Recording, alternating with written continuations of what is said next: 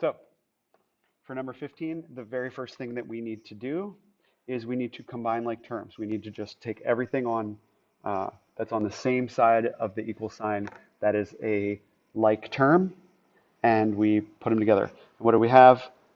We have a b term here, and we have a 6b term here. They're b terms. However many we've got one here and 6 here. That's less relevant than the fact that they're both variable terms in terms of b, so they're like terms that go together. Okay, so what is b plus 6b? That's 7b. They combine to 7b. And we still keep what's left on this side, the minus 9.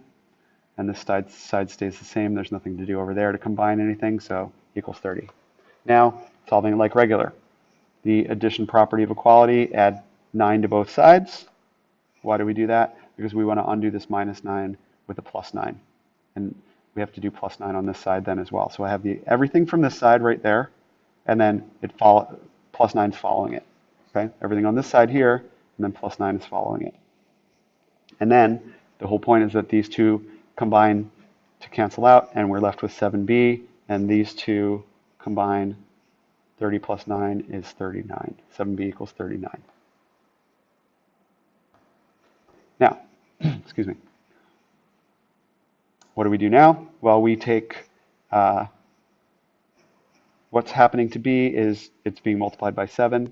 We need to undo that. We undo that with divided by 7, both sides. And when we simplify it down, we get b is equal to this 39 over 7 doesn't simplify. You could turn it into a mixed number, but it doesn't simplify. And so we can leave it like that. Now, what do we do from there? Well, we're going to do a proof to show that our answer is correct. And how do we start a proof? You write proof, and then you write the original equation unchanged. b minus 9 plus 6b equals 30. And you put parentheses wherever the variable was. There was a variable here, so we put parentheses. Notice that I have a fractional answer, so my parentheses goes down 2 lines so that I can fit the entire fraction. Okay, minus 9 plus 6 parentheses 39 over 7 equals 30.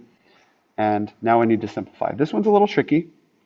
What I want to do is I want to turn everything into a number that's got 7 as the denominator. And when I do that, what I need to do is I need to change negative 9 into a fraction with a denominator of 7, so it's negative 63 ninths. And of course, I'm multiplying 6 with this numerator of 39 to get 234 over 7. Now, they're all sevenths, so now I keep them as sevenths, and I just combine them using order of operations. First thing I do is this, because I get to it first from the left. 39 minus 63 is negative 24, and of course, they are sevenths. And now plus 234 sevenths. And when I do that, combining negative 24 and positive 234, I get 210, and they are sevenths. And how many times does 7 go into 210? It goes in exactly 30 times. And on the right-hand side, we see 30 as well. So 30 equals 30. I give it a check mark. That is a proper solution and proof for number